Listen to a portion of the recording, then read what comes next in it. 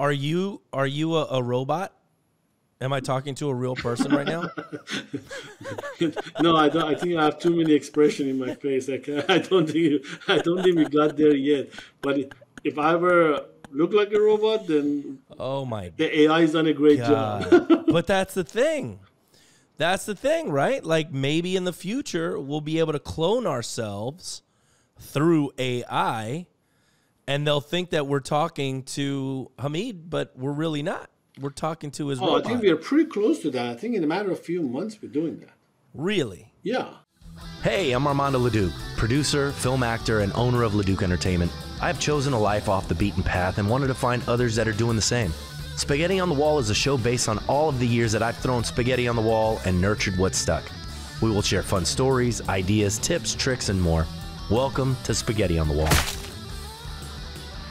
Good morning, good afternoon, and good evening, depending on when you're watching this podcast. Spaghetti on the Wall, ladies and gentlemen.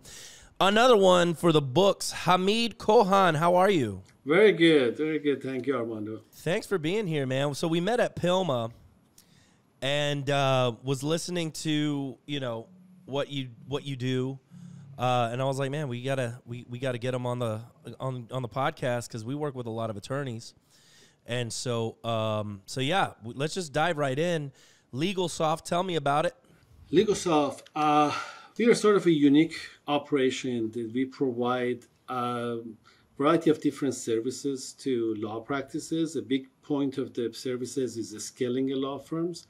So one part of scaling is always been the challenge of hiring the right staff that is dedicated, affordable, and ready to do the work. So a big part of that is we recruit, train, and place legal staff into law firms. Anything from intake staff all the way to attorneys that work full-time for the law firms for a very affordable price.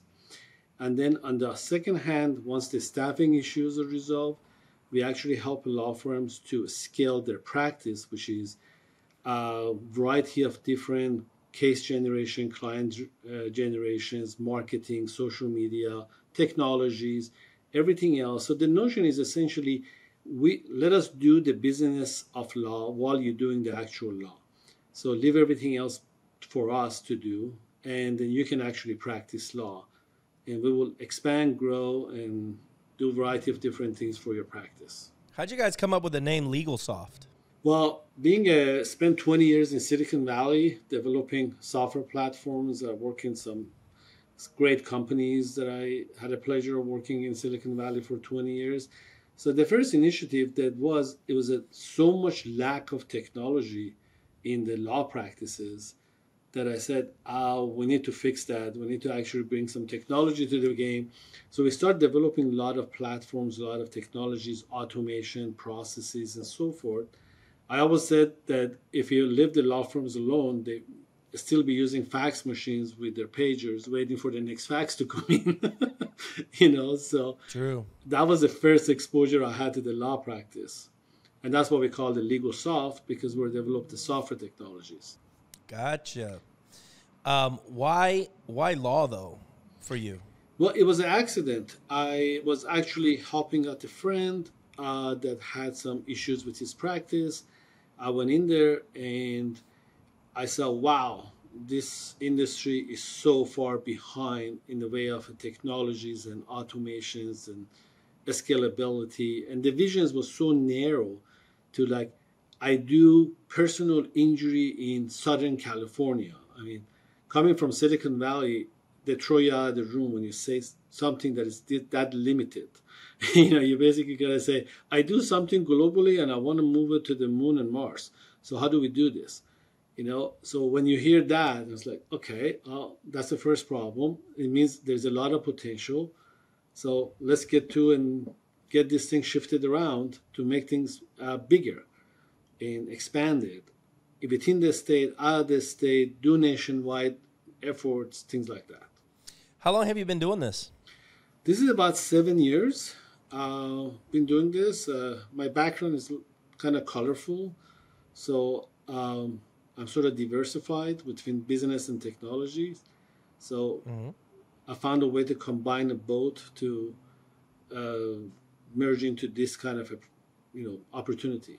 And so when you started, can you tell me some like case studies of people that you guys have helped and what exactly it Absolutely. is? Yeah. Sure. My first project per se was a law firm of about 35, 40 people doing personal injury. And when I went in there, any of the questions that I asked couldn't be answered. For example, what is your cost of client acquisition? No clue. What's the average time that the case gets, from beginning to the end? What's the average for pre-litigation, for litigation? Nobody knows. What's your average settlement on pre-lit versus lit? Nobody knows. Almost every question I ask, what's your cost when you get a case in that costs you $2,000 to bring it in, and you worked on it for 12 months? What do you expected ROI out of that? Again, nobody knows because they're not numerically oriented. They don't calculate, track, monitor anything other than the progress of the case, which is even sometimes that question. So I got into that. Every question I asked, everybody just looked at me. I just came from Mars. So I start putting in tracking and systems in place to track what comes in, how much does it cost for it to get it in, and once it gets in, who works on it, for how long, what's the cost of those folks working on it, and then when it settles, when all the fees are paid, what is really your net profit out of that case that you retained? And I fixed all of that. We ended up like letting go of 30% of the staff because they were overlapping, duplicating, running around, sort of he said, she said, kind of a thing. So that was the first one. And we reduced the time from retained to settle to about 40% because we got rid of all the redundancies and a lot of waiting. People were waiting for other people to do things so they can do things. And we essentially increased the net profit by 28%. And this has all happened after like 1 year of fact-finding, creating processes and solutions and terminations and repositioning that we were able to do this. So we streamlined the practice. So that was the first attempt. The second thing was, okay, if we have a perfect setup operation here, why can't I not do this in other states? And the first thing was, well, we're not licensed to practice there. Well, that still didn't make sense to me coming from high tech. It's like, there's a solution always because I'll go figure it out. Right. So I figured out that there is this program called the UBE attorneys, is a uniform bar exam that 38 states participate in it. So if you have somebody who passed the bar in Arizona, they essentially can get licensed in 37 other states to practice. So all I just needed to do is hire one of these guys and then retain the clients. Now I'm practicing in Arizona, Texas.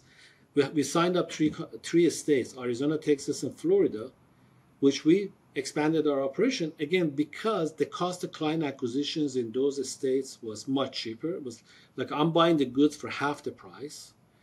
And the policy limits are almost twice as much as California. So essentially, I'm buying it for half a price and selling it twice as much as I sell it in California. So why do I want to practice here? Well, I just go practice in Texas. I mean, not to leave California behind, but the expansion goes that way. Right. And so that's what you guys help with, expansion. Yeah, the expansion, streamlining, cost reduction, automation, and now we have moved very heavily into utilization of the AI technologies for using AI to do probably pretty soon half of what the law firm staff do. You can get it done faster, cheaper with the AI. Wow. So that's going to be game changing. I think it already began. I think the shock effect hasn't happened yet, but those people who are aware of it, they know what they're going to do with it. I actually published a book a couple of months ago about how to scale your AI practice, because my first book was about how to scale your stupid law firm. Now it's changed to across the stupid and then replace it with the AI. So how to scale your AI law firm. Yeah, I mean, look, we use AI. I mean, you have to, you know. I mean, it's one of those things that has to be done. Let me ask you this: when someone comes in, and I'm not too sure about this end of things, which is why I'm asking. When someone gets injured, where am I going first? Am I going to Google first? Am I going to my friends and family and asking them if they know a personal injury attorney? What am I doing first? You essentially is all three of the above, depending on demographic and the states this stuff happens. Every state has its own culture about these things. Like if it's in California, they're all going to social media and find out, okay, what do I do? If you're in Texas, you go to Google, and if you don't open up a yellow pages, if they find one, you go to Google and do a search. So it varies state by state and the demographics. It's a certain age bracket, if you're like between 16 and 30, social media is the place you go. If you're 25 to 35, it's Google where you go. So it's broken down because we are very analytic, so we answer everything with the factual numbers. That's why I know a certain demographic act and work certain different ways in certain states. Right. So when someone comes in to say, I'm coming to your law firm and I've been injured and I'm talking to you, right? You may not be the first person I'm going with, right? Right. What's the follow-up strategy for attorneys? And do you know legally what they're allowed to do in terms of follow-up? Yes. They definitely cannot solicitate, but they can make the connection. And as somebody who is injured, if it's a personal injury, or if it's the employment law, we deal with all aspects of different practices. The big thing is that the client or the potential client has to make a connection to that law firm and that attorney, because they trusting them with something very important, very personal.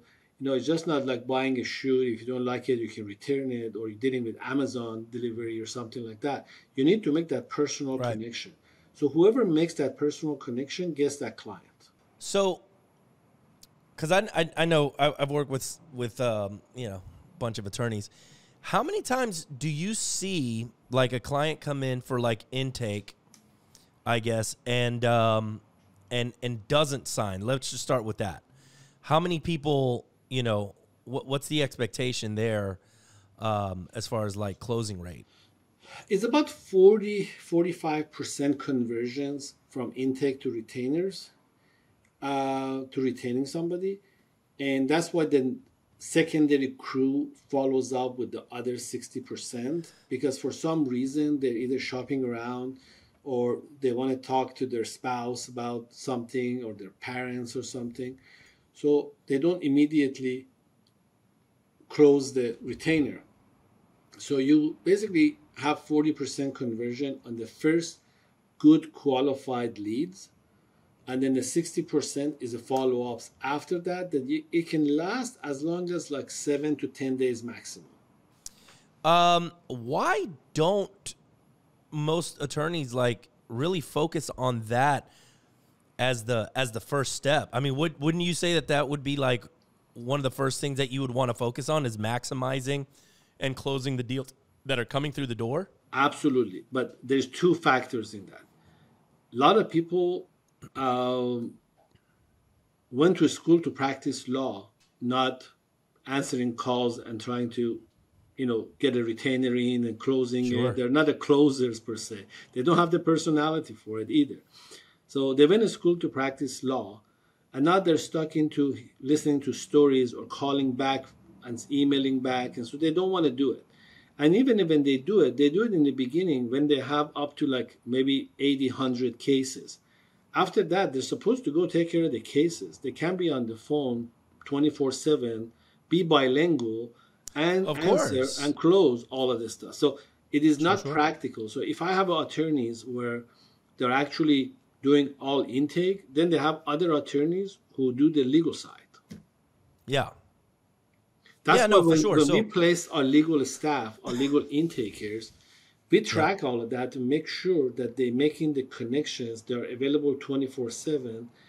And it's not a call center mentality, because the call center worked at some period of time, but now the call centers don't even work because right, no attorney wants to risk that 7-figure case that coming in to some random person answering the of call course. that has no incentive about it. It's like they don't care about this call versus that call. So when you guys come in, maybe talk to me about some of the strategy that you guys implement in terms of following up with these folks in that 7 to 10 day period, and how are you guys closing them, and what's your efficacy rate in closing? Sure.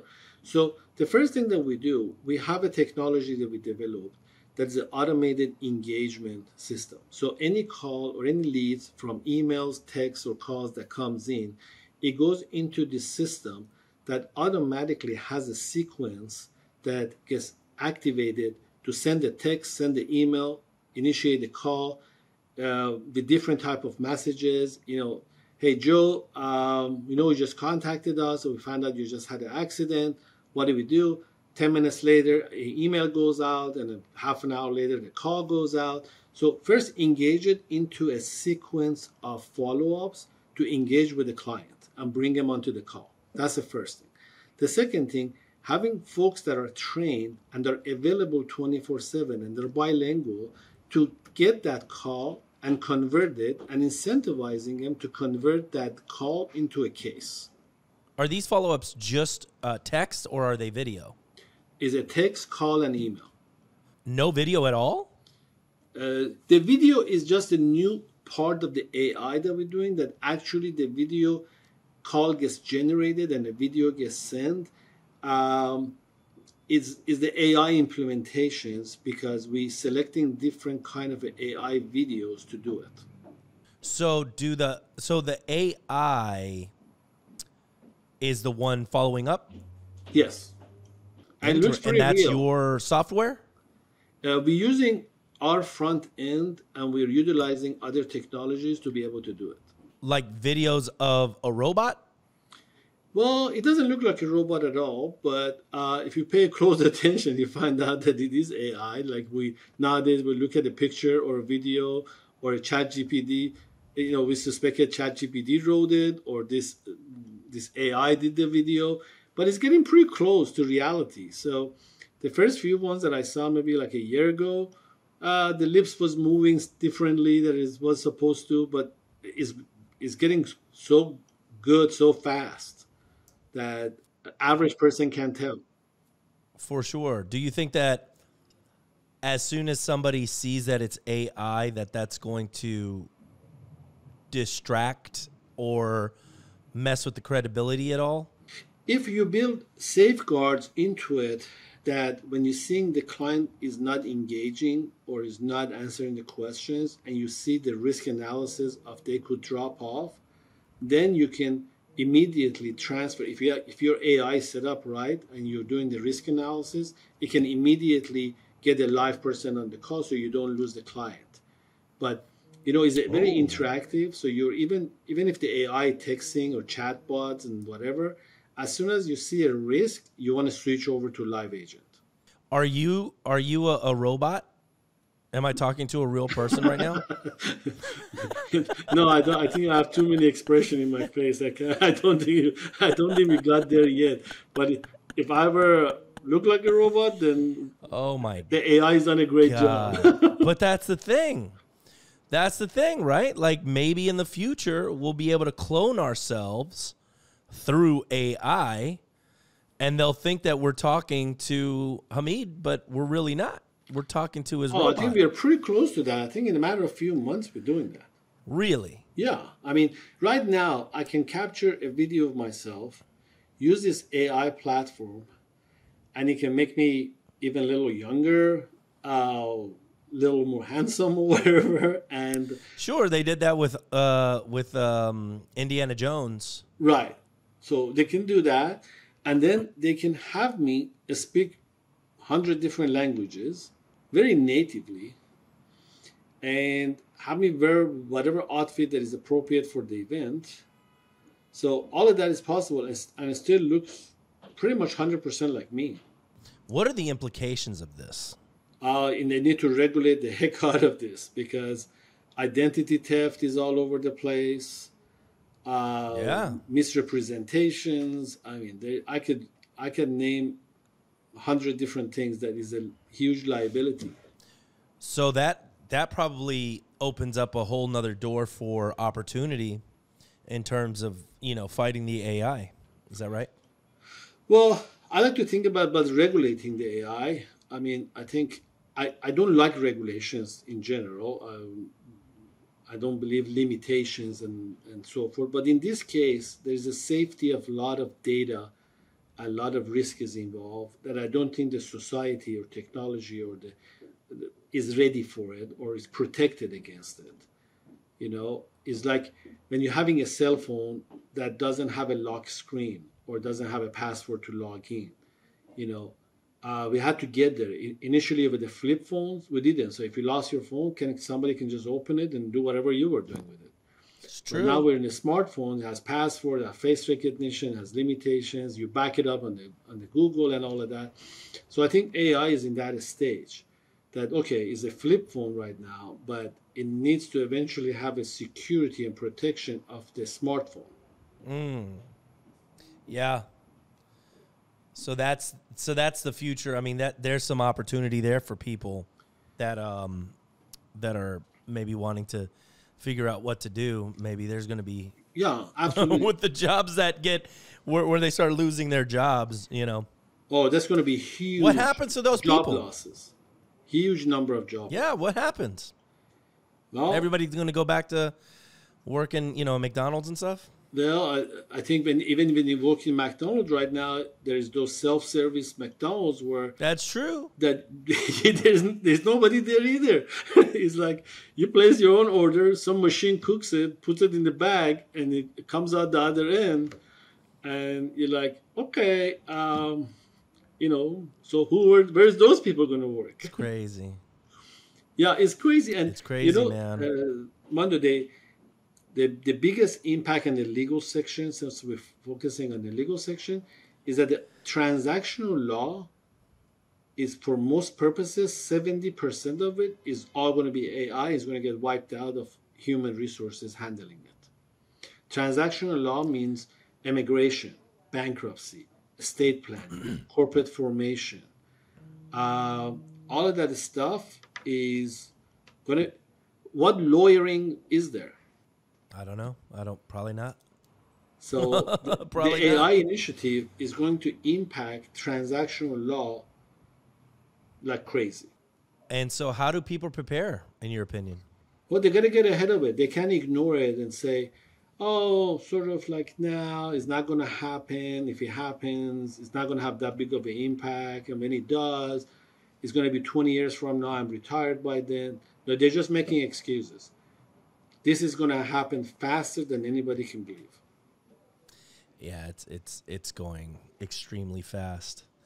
How are you getting ahead of it? Well, I already have a book out on how to impact the AI in your practice. The second thing, we have already initiated several AI projects in the company. Like we have an AI demand writing system where we write personal injury and employment and workers' comp demands using the AI.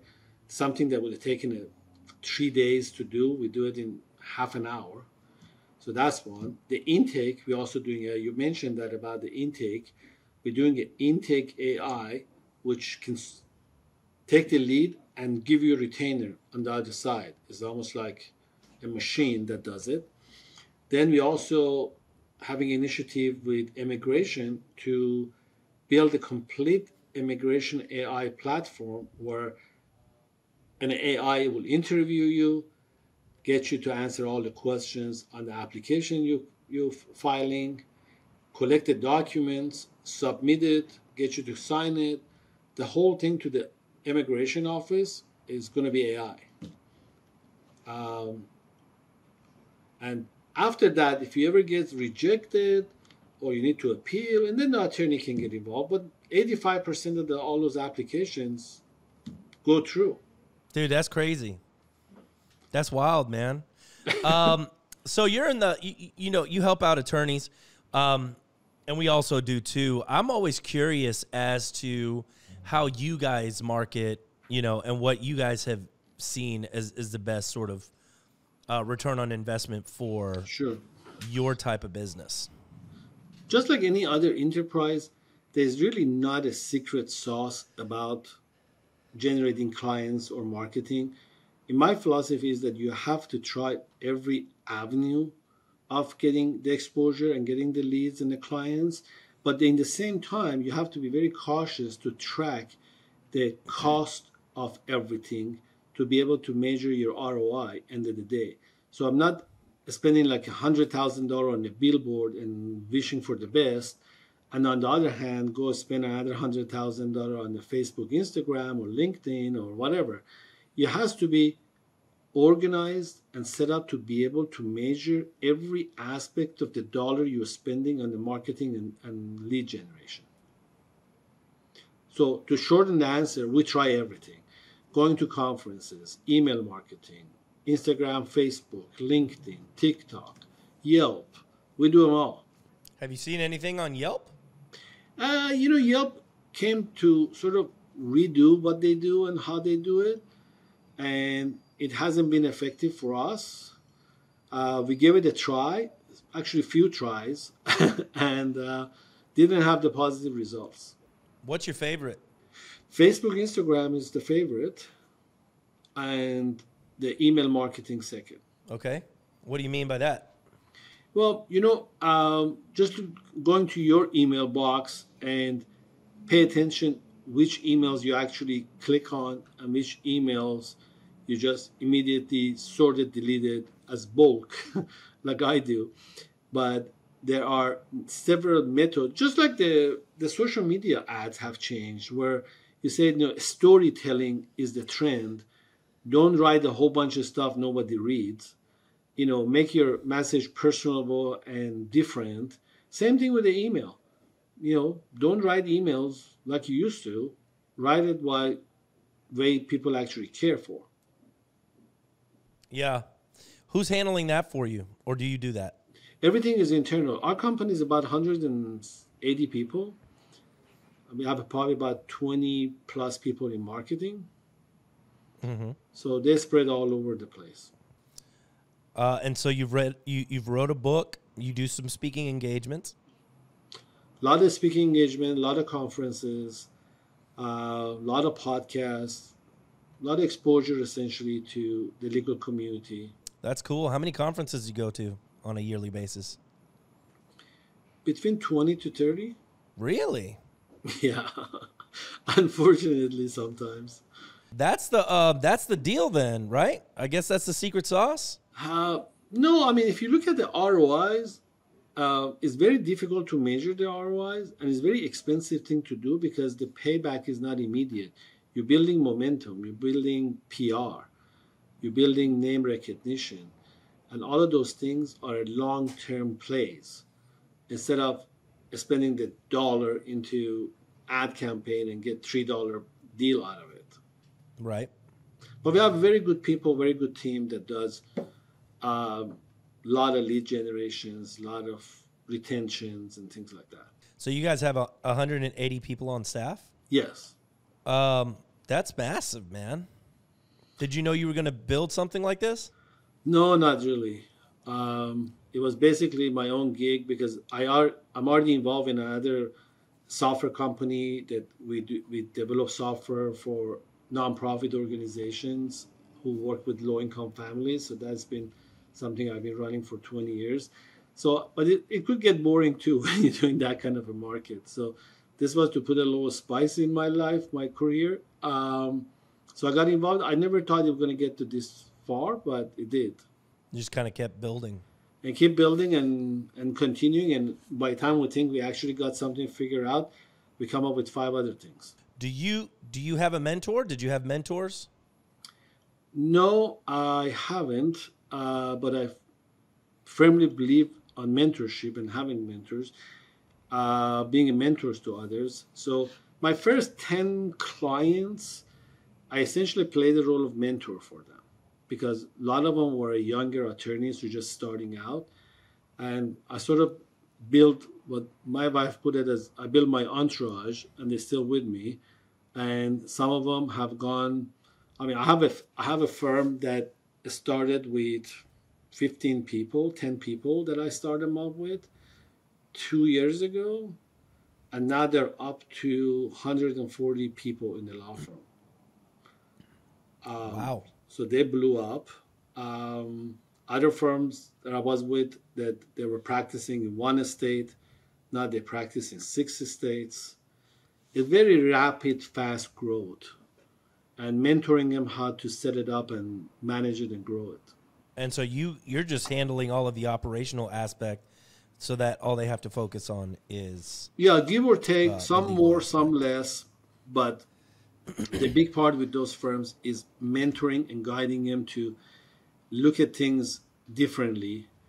Look, my basic thing was that the attorneys, I have 2 sons in the law school, so I can tell what's like on the other side. When they go to law school, they barely learn law.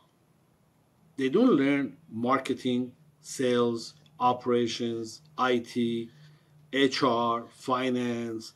They don't know any of that stuff. And then they come back and they want to do business of law. Well, they have no background, first of all. Even on the legal side, most of the things they study is federal law, which is useless to them if they're doing any kind of a plaintiff work. So now they come and try to learn that estate law and then that specific practice type in that estate law. And now you're challenging them with all this operation, finance, marketing, social media stuff. It's too much. You're basically setting them up to fail. Yeah, it's true. It's so true. Well, I'm glad you're out there helping them. Tell them where they can find you. Well, our company is legalsoft.com and is also on the social media. Following us, we publish a lot of good content on our social media, LegalSoft. And my personal is also, Hamid Kohan on LinkedIn. So any one of those places will be a great place to find us and follow us. Cool. That's fantastic. Guys, if you are an attorney and you need help with the operational aspect of things, marketing, hit up Hamid. This guy is legit. I saw him at Pilma. Knows what he's doing, a wealth of knowledge, and can definitely help you. So thanks so much for being on my show. Thank you very much, Armando. My pleasure. All right. And that was Spaghetti on the Wall, ladies and gentlemen, brought to you by LeDuc Entertainment. For all of your social media marketing, video needs, podcasting, we got you. And you can watch Spaghetti on the Wall anywhere, Spotify, Apple Music, YouTube. You know where to find us. Google us, and we'll see y'all next week.